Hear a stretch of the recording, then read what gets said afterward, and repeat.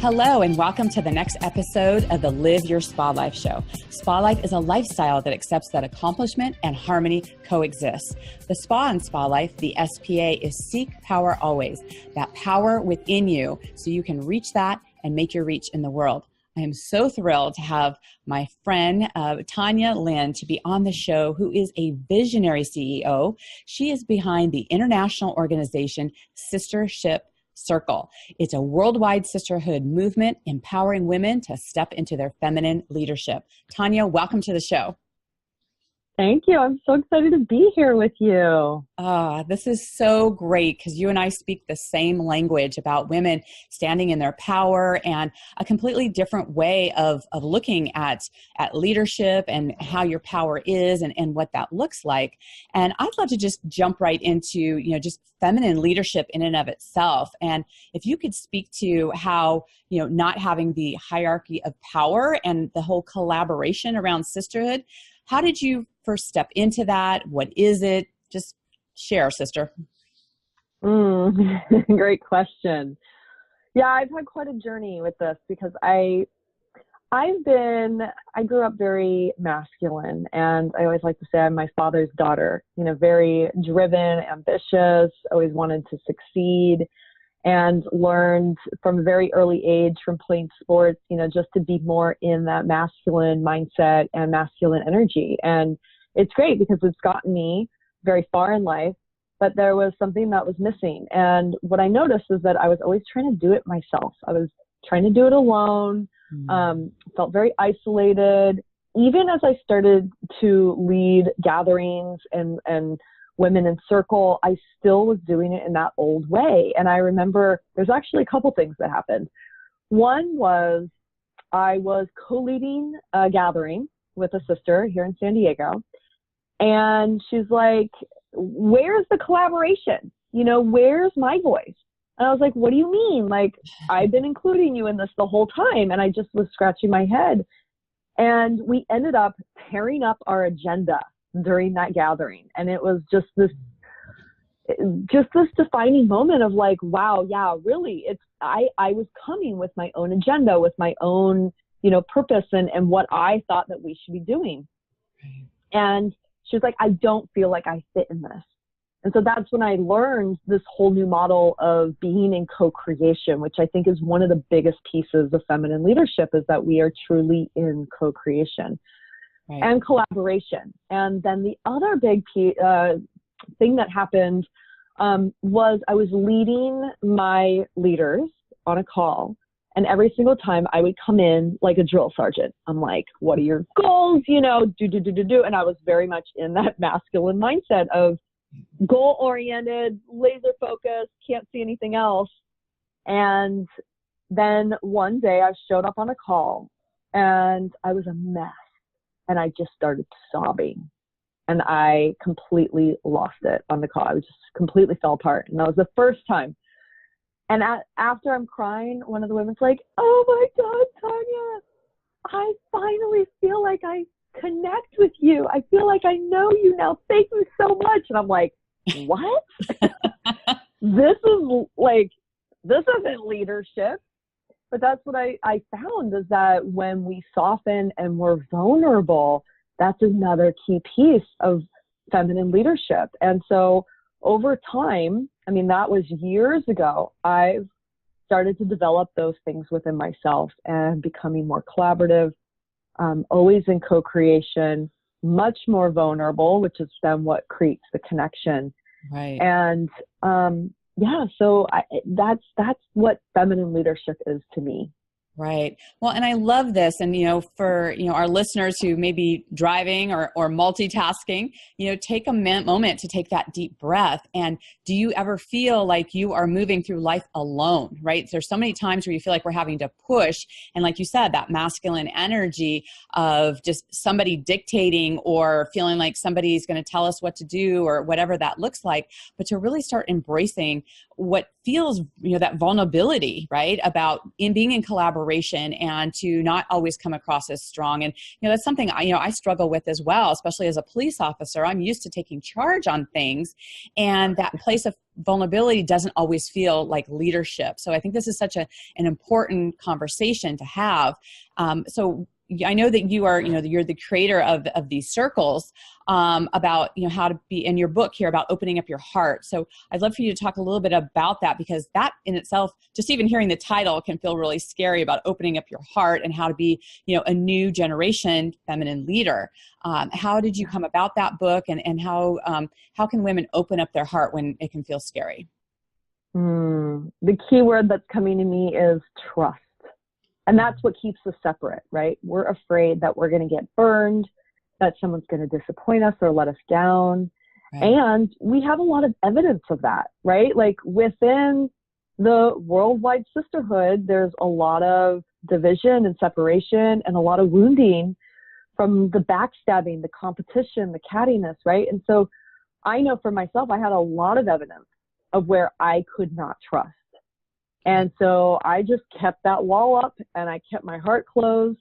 And that's why that moment was so significant of when I actually opened up and I cried on that call and I exposed my heart and I opened my heart to those women.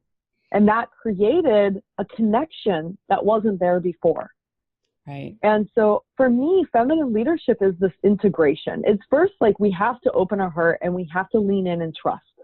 Right. And despite what's happened in the past, because that's how we heal. That was my healing journey, is that even though I was guarded and I didn't trust and I had a wall around my heart, I had to crack that open first to then start to create a new relationship with women and Right. to create a new sense of trust. I had to create that first, not wait for someone else to do it for me, which is, I think a lot of times we're waiting for someone to make it safe for us, or we're waiting for someone to do something first, where we have to take the initiative and start this process ourselves and lean in.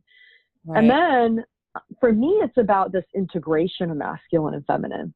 So if my heart's open and I'm trusting and I'm in collaboration and co-creation, but as a leader, I still need to be mission driven, focused on my purpose, goal oriented, some of these things that are the masculine. And sometimes I do need to take charge, because otherwise it can just be kind of loosey-goosey, nothing gets done, right? Right, right. But now I've been able to integrate the two.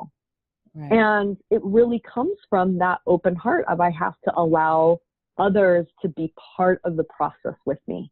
Right. This is so important to really talk about that part of it, because so many times it can be like, you're swinging. I've used the analogy of like the pendulum, where you're all the way here and you're standing in your power, and it's so, hard and impenetrable that you are not having access to people. Or you can be way over on the other side of the pendulum, where you're giving your power away and you're not standing in it and you're not accessing those parts of you. But, that coming together part is so important, of standing in the middle. And I've been referred to before as like the peace in the middle. It's kind of like the keeping of the peace, again, with that police officer part of how do you bring those things together, and how is it you're doing that in the world? So what are some of the ways that you have integrated that, how you've utilized both? I love the pendulum, because I actually use that same analogy for myself.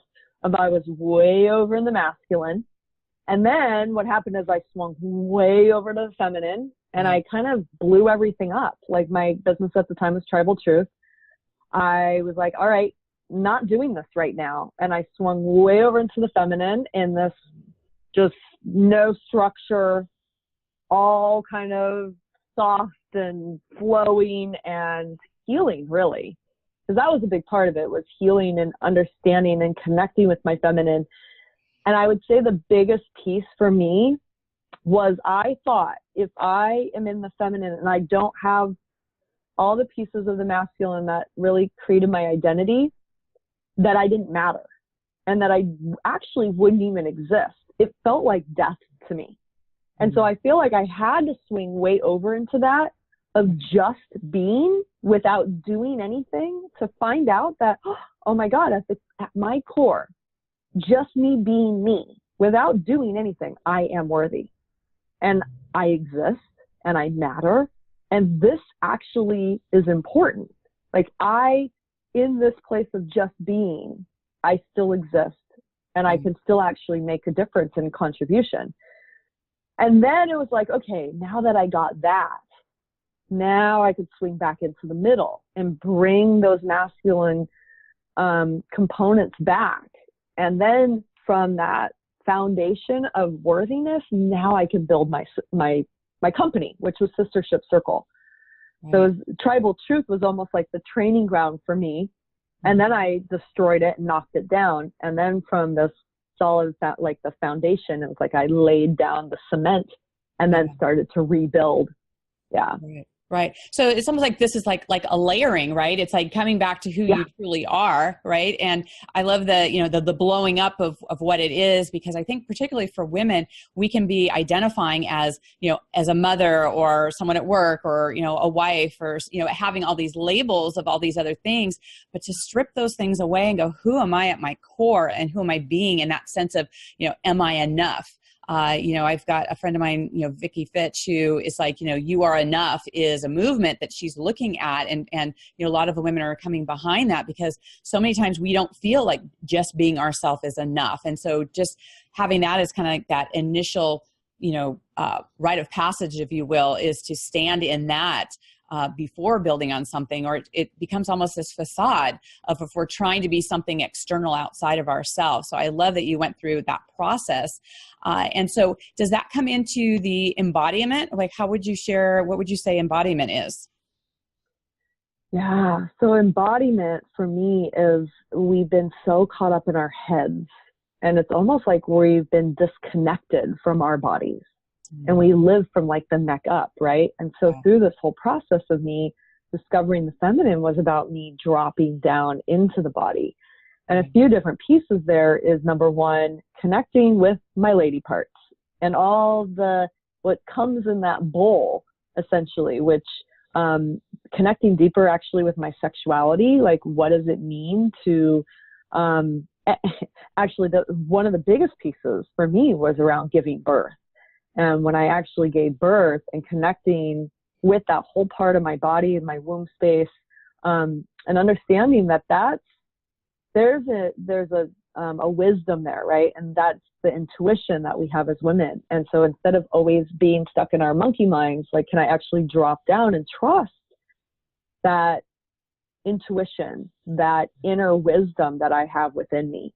And that's been a big piece of the embodiment. And I would say, giving birth, connecting with my sexuality, which to me was like hand in hand with that, and then movement.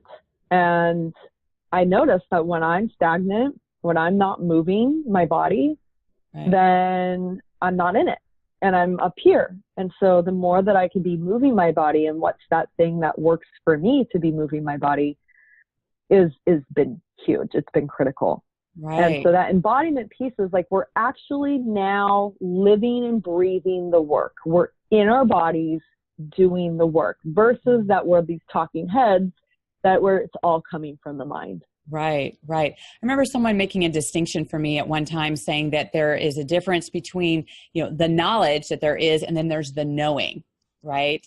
And so to know the difference between the two, because so many times we're, seeking more knowledge, right? More external, acceptance and feel like I need to know more and all of the things. But, when we really tap into what we know within ourselves and really accessing, that intuition and that inner wisdom, I think that is something that, women are so brilliant at when they listen to it. And, knowing that it's not something that you have to, maybe you need to tap in a little bit to it, but you actually came here with it. And it's just having more access to it and to be able to have that happen, which is so great. And, I know that you really consciously create your life. And when we talk about spa life, we talk about, how is it that you do that and how do you design things? And I know you had mentioned about, your husband, you take 2 to 3 months off a year. Please elaborate on that for, our ladies who are, pulling over to the side of the road or like going, what? How does she do that? Especially with kids and family and business. And, what does that look like? Yeah, it's funny. I'm like I'm blushing over this because I'm like, I almost feel a little bit guilty about how much I don't work. I love this. And I work. and I love my work, and it's not like I'm ever trying to not work, because I absolutely, like, I am out of bed ready to go in the morning, like every Right. single morning, because I'm just on purpose, and I'm doing my dharma, and I know that I am so doing the work that I'm supposed to do on this planet. Right. But yeah, I have 2 small children under 4, and my husband and I work together, and we've literally designed it that we can take off the time. And specifically, my husband he's had this dream that he wanted to hike the Pacific Crest Trail, which goes from Mexico all the way to Canada. And when we first met, this was what he shared with me, is he wanted to do it. And I was like, cool. You know, I read Cheryl Strayed's book, and I was like, okay, let's do this. And then I got pregnant. It was like, okay, this dream's done. Like, and he's like, yeah, I'm not going to be able to do this for 10 years. And then 2 years ago, he said, I'm just going to start doing this. Like, I'm just going to do a week a year until I finish. Like, why am I going to wait 10 years to do my dream? Right.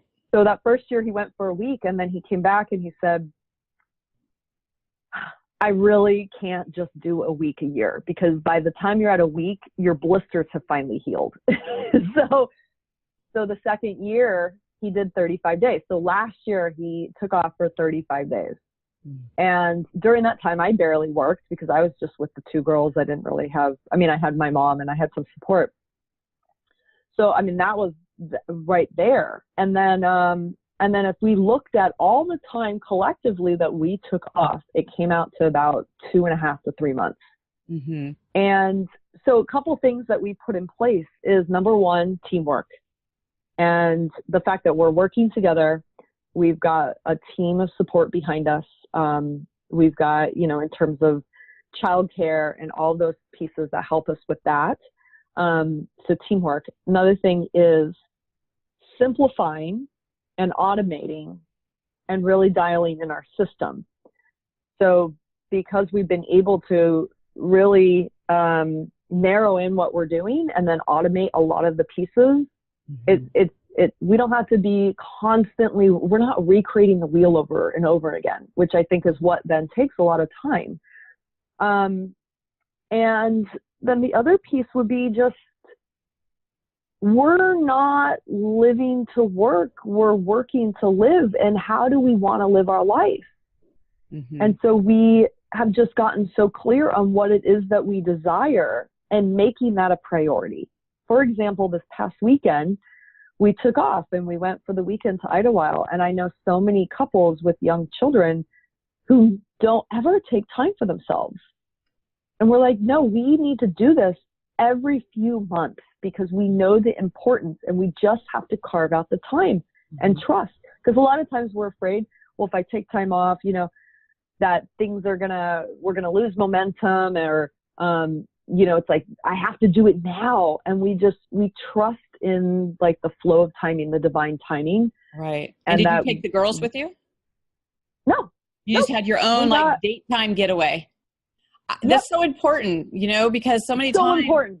Right? Because it's like you go so much into parent mode that you forget about the core things about yourself as a relationship. And I think that is such a crossroads in a relationship, where it could fragment and go and have this feeling like, well, I may see you when I'm 18 or when the kids are 18, versus continuing to really have those dates and those connections and really restore yourself so that you can be there as a parent.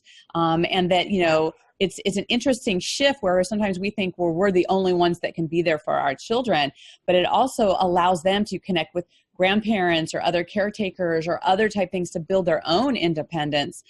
So it's so important that you're taking this time out, and women need to hear this. And there's actually a book that says something around that if a child is around more than just their parents, then they actually develop more empathy. And so we've always had that of trusting my mom, trusting Brent's mom, having a nanny, even this weekend, my mom took Callie and one of my best friends took Summer. So that, you know, it's again, that trust piece of she has a child, her child is 8. The 8-year-old loves Summer, who's 18 months. And they were absolutely honored and thrilled to have a baby to hang out with for the weekend. And most people were like, no one can take my child, right? Like, there's no way I would trust anyone. Right. And we have just, and Summer, no, it's like there's such a deep bond and a trust and a love that we have with our children, and such a connection that it's like they know that mommy and daddy are coming back. Right. And yeah. And so, and then it's like, I know the couple days after, yeah, I probably need to be more present and even spend more time with them, right, because they were missing me over the weekend. Sure. But I'm conscious of that fact. And so then I do that. But from the beginning, we have to trust, and we have to teach them that, you know, you're raised by a village, which is really how things were when, right, you know, way back in the day, right, a tribe, a village raised the child. It wasn't just a mom and a dad, right? Right. So it's so we key live to that. Talk about the village component, right? Because again, we can isolate ourselves, and especially for entrepreneurs who, you know, you're in your home, you're not maybe in an office setting, so then you're more isolated with things happening with that. You know, even with corporate women, where it's like they're all at work, and then there's a separation with what's happening at home, and it's like, how do you integrate these things and have? Because then you feel like you have even less time to yourself because you've been out of the home, so there can be that guilt that comes in there. But when you look at it from a village mentality about how is it that my child can actually get more with having more than just myself, is such an important thing to really to look at, and how great for the child. And I think there's also a lot more women who are choosing to be aunties, right? Who are not choosing to have children of their own, but they want to have children experiences, and they would love to take a day or a weekend, and you know, and that's enough for them. Yeah. Thank you for speaking up about that, because I think that there's this guilt of there's something wrong with me if I don't want to have children. And I really, really honor the women who decide not to. And yeah. I was at that place before I decided to have kids. I was like, I don't think I want to have kids. And there's a lot of times where I'm like, I wish I didn't, because it is a lot of work. It's a lot of work. And I miss that life, you know, the freedom of, and how relaxed we were this weekend. I mean, Brett and I were driving back being like, oh my God, if this was our life all the time, wow. You know? And right. I love my children, but I think that, yeah, it's like, I want aunties in my life for my girls, you know, yeah. and for them to be surrounded by other women. And again, it comes back to embodiment, right. Being the model. Like, yes. How do I actually integrate the work that I do in my work, the circle work and sisterhood and leadership? Like, how do I put that into other areas? Right. Right. So I have to model that and do it in my family and do it in my relationship, you know, and just, it's all integrated for me. Right. Right. Well, you know, one of the things I always love to ask my guests, because, you know, environment is so important, you know, the systems that we have, the space that we have, what have we created? And I also like to ask you, because we have a different experience in our kitchen versus the bedroom versus our offices. What is your favorite room in your home, and why? Probably this room. This is our all versatile room. This is the closet is converted into my desk, and then this is the guest bedroom, and we've got a crib over here, so Summer will sleep in here sometimes. And I don't know, my husband decorated it in a way that felt really like it's just beautiful in here. I love it. It's just like, it's got a lot of my stuff, and I even created the dream catchers on the wall. To say that's beautiful. So I just come in here, and I love to be in this room. So yeah, and maybe that's why too. It's like, it's an integration. It's a multi-purpose room. It's versatile, you know. It's, right. Yeah. So it's so important to create a space and create beauty around you. I think particularly for women, you know, if you've got things that are building up in your space, it can lead to, you know, stress and overwhelm. But when you just have a space that you can go into in your home that is just, you know, beautiful. I mean, we want, you know, every space to be that, but to at least create sanctuaries within your space so that you can have that time to restore and have things that really support you. And, you know, because life can just sap your power in so many different directions. So what are those things that we do that restore our power, that really bring us back to that space. So I love this conversation. I love what you're doing. I know that you help create circles all over the world, and that, part of your, this is a movement for you about women to be seen and heard and to really be celebrated in on such a deeper way. And I love that. I was checking out your website, and so how is it that, first of all, I know you have a gift for people. So how is it they can stay in contact with you, and how can they get that? Yeah. So, basically what we're doing at Sistership Circle is we train women to facilitate women's circles all over the world. Mm-hmm. And we have a specific structure and a proven curriculum. And again, we bring in that masculine and feminine. And I think that's a really important piece around circle, is that we still need structure, and we still need the masculine to hold the circle. And so we teach that piece. And we're building this army of love. We're building, this community of facilitators all over the world, and collaborating and supporting one another as we go out there and do this work. Mm-hmm. And so there's a lot of women who are like, yeah, I want to bring women together in my community. And so that's one of the gifts that we have, is we have our How to Lead Circle ebook. And I take you through 7 distinctions of leading circle and give you that foundation. And this is great, even if you're a one-on-one coach and you are wanting to do more group work, or you're just wanting to understand the dynamics of being in group or in circle. And so we have that gift, and that's at sistershipcircle.com/ebook. And we also have another gift if you're not interested in leading circle. We have a lot of different, I'm just thinking of like what would be a good one for women. I mean, we have so many different little books. Can they find those all out on the website? Well, they're not all the free ones. Yeah, you need the link. So I'm just thinking of our Goddess Ritual Handbook. That's a great one. Right. And so that is just for any woman who's wanting to connect more with the goddess. And so I've brought together different contributors, collaborators, and everyone took a different goddess and created a ritual around connecting with her energy. It's beautiful. I love this book.